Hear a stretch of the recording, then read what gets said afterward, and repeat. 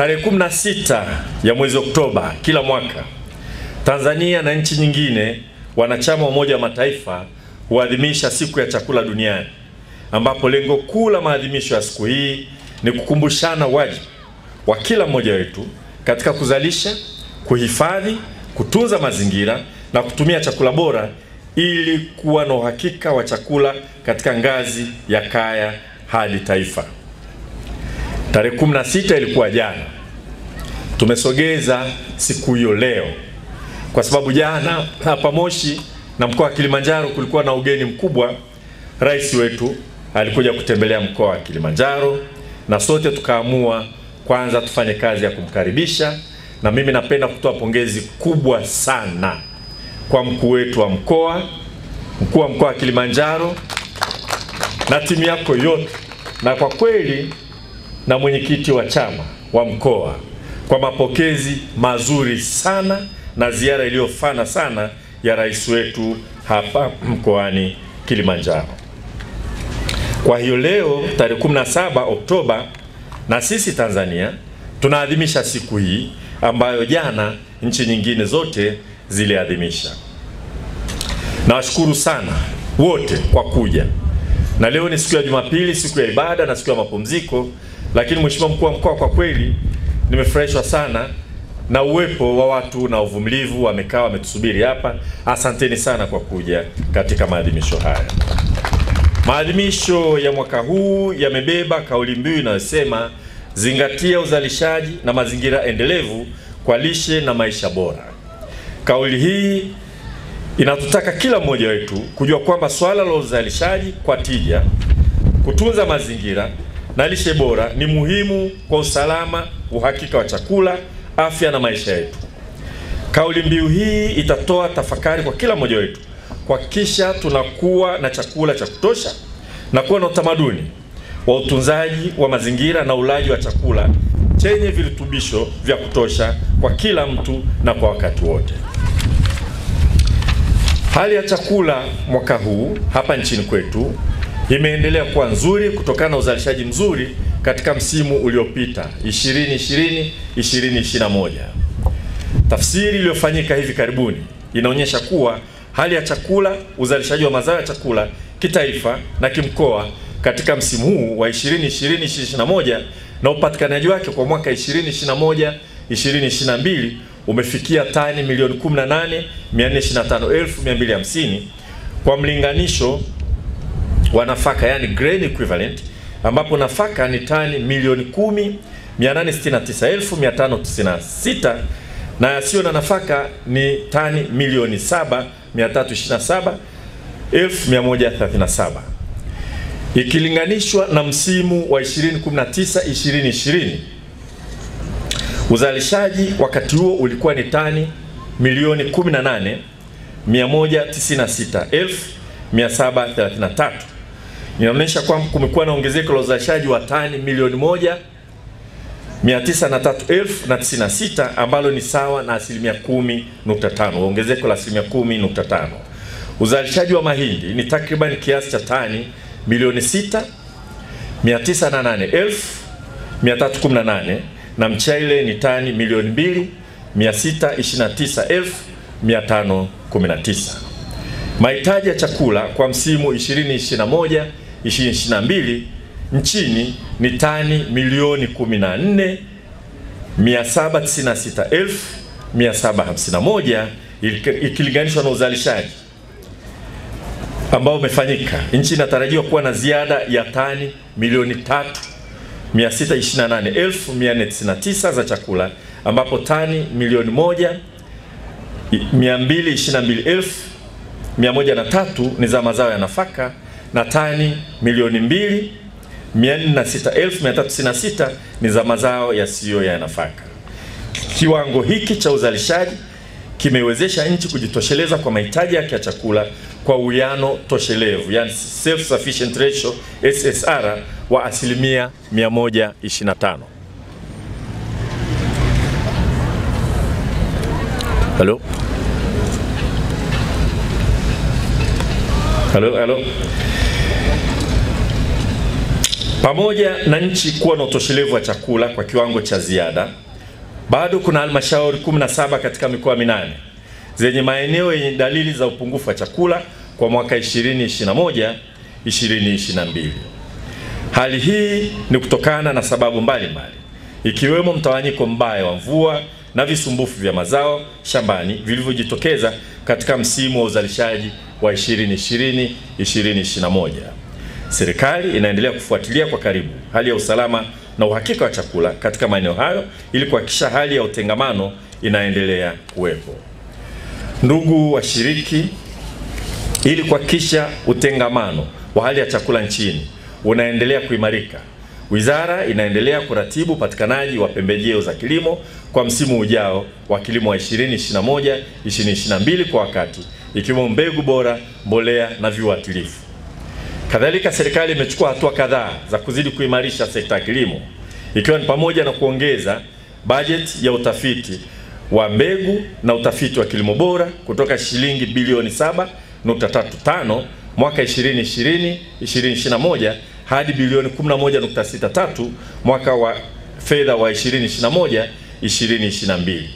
Pia tumeongeza bajeti ya uzalishaji wa mbegu bora za kutosha kwa bei nafuu, na hivyo serikali kupitia wakala wa mbegu wa taifa ASA imeongeza bajeti kutoka bilioni 5.42 hadi bilioni 10.58 kwa mwaka wa fedha 2021-2022. Serikali vile vile imeendelea kuboresha huduma za ugani, na mwaka huu tumeongeza sana nguvu katika huduma za ugani kwa kuongeza bajeti ambayo kabla ya hapo ilikuwa ni takriban shilingi milioni 603, na sasa hivi kwenye bajeti hii tunayotekeleza sasa hivi tumeongeza na kufikia shilingi bilioni 11.5 katika mwaka wa fedha 2021-2022. Kwa upande wa sekta ya mifugo, katika kipindi cha mwaka 2020-2021 uzalishaji wa maziwa umefikia lita bilioni 3.1 ukilinganisha na lita bilioni 3.01 zilizozalishwa katika kipindi cha mwaka 2019-2020. Ongezeko la uzalishaji limetokana na ongezeko la ng'ombe na kuboreshwa kwa mazingira ya uwekezaji katika tasnia ya maziwa hapa nchini.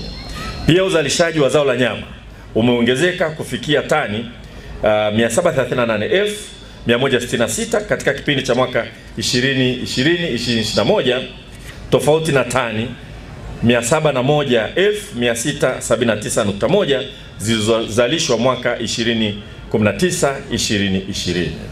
Aidha, pamoja na ongezeko hilo la uzalishaji, bado ulaji wa nyama na unywaji wa maziwa nchini sio wa kuridhisha. Kiwango cha ulaji wa nyama nchini kwa mtu mmoja mmoja kwa kila mwaka ni wastani wa kilo 15. Kiwango cha ulaji wa nyama nchini nimesema ni kilo 15, na kiwango hiki kipo chini ikilinganishwa na kile kinachopendekeza cha mtu mmoja kilo 50 kwa mwaka kinachopendekezwa na Shirika la Chakula na Kilimo la Umoja wa Mataifa FAO. Vivyo hivyo, kiwango cha unywaji wa maziwa nchini kwa mtu kwa mwaka ni takriban lita 55 hapa nchini. Kiwango hiki kipo chini ikilinganishwa na kiasi kinachopendekezwa cha lita 200 kwa mtu kwa mwaka. Hivyo naendelea kutoa rai kwa wananchi kuongeza ulaji wa nyama na unywaji wa maziwa ili tuweze kufikia viwango vinavyopendekezwa kwa lishe bora ya Watanzania. Ndugu wananchi, uzalishaji wa mayai umeongezeka nchini kutoka mayai bilioni 3.58 kwa mwaka 2019-2020 hadi kufikia bilioni 4.5 kwa mwaka 2020-2021, sawa na ongezeko la asilimia 26, ambapo ongezeko hili limesababishwa na kuongezeka kwa vituo vya kutotoleshea vifaranga vya kuku kutoka vituo 26 kwa mwaka 2019-2020 hadi vituo 28 kwa mwaka 2020-2021, na wananchi kuhamasika kufuga kuku kujikomboa kiuchumi na kuwa na uhakika wa chakula. Ulaji wa mayai nchini kwa mtu kwa mwaka ni mayai 106. Kiwango hiki kipo chini ikilinganishwa na kiasi pendekezwa ambacho ni mayai 300 kwa mtu kwa mwaka. Walaji walio wengi ni wale wenye kipato cha juu na kati, hasa waliopo maeneo ya mijini na vioni. Pamoja na ongezeko hili, na wasihi wafugaji na wakulima kuendelea kujifunza teknolojia mbalimbali zinazoonyesha hapa uwanjani ambazo zinaweza kuongeza uzalishaji wa mayai hapa nchini. Kwa mwaka 2020-2021, Wakala ya Maabara Veterinari nchini TVLA iliweza kuzalisha dozi milioni 63 za chanjo kwa ajili ya kuikinga mifugo dhidi ya magonjwa ya mdondo, kimeta, chambavu, homa ya mapafu ya ng'ombe na ugonjwa wa kutupa mimba, ikiwa ni moja ya magonjwa yanayoathiri mifugo iliyopo hapa nchini.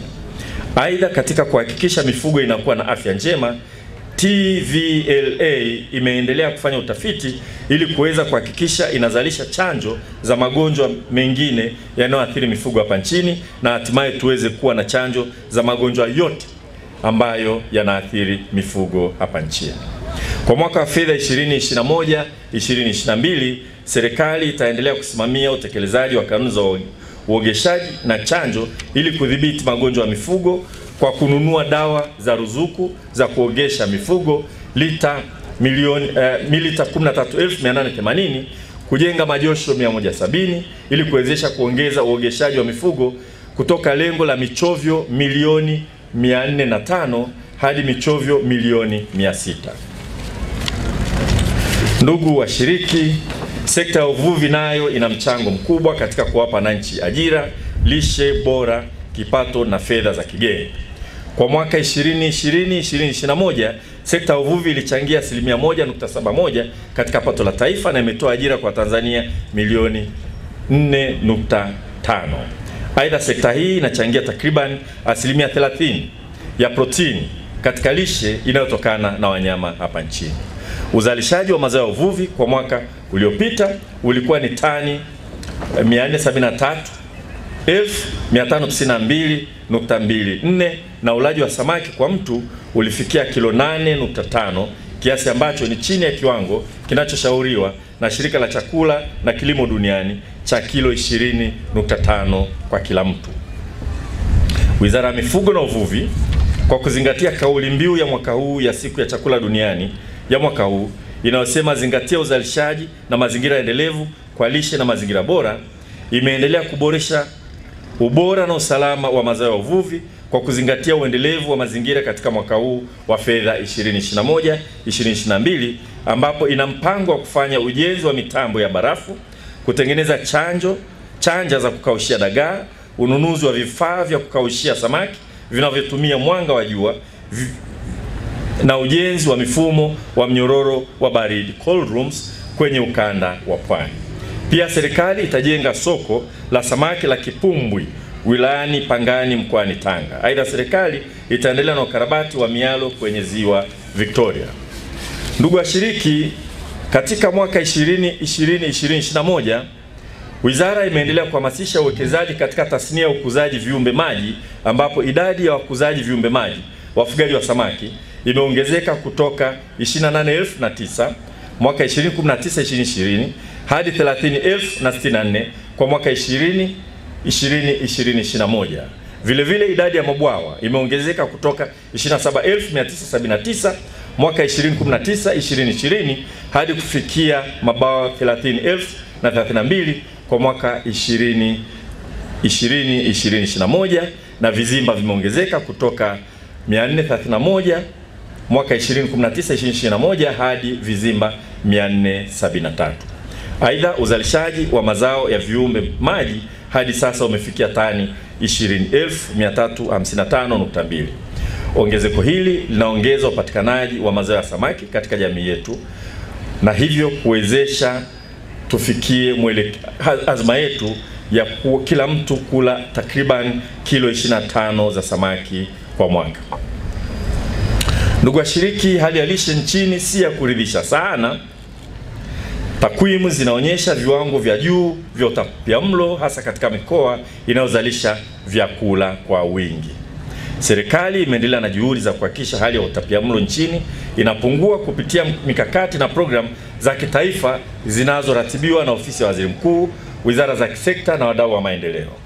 Takwimu zinaonyesha udumavu umepungua kutoka 34.7 kwa mwaka 2014 hadi asilimia 31.8 kwa mwaka 2018.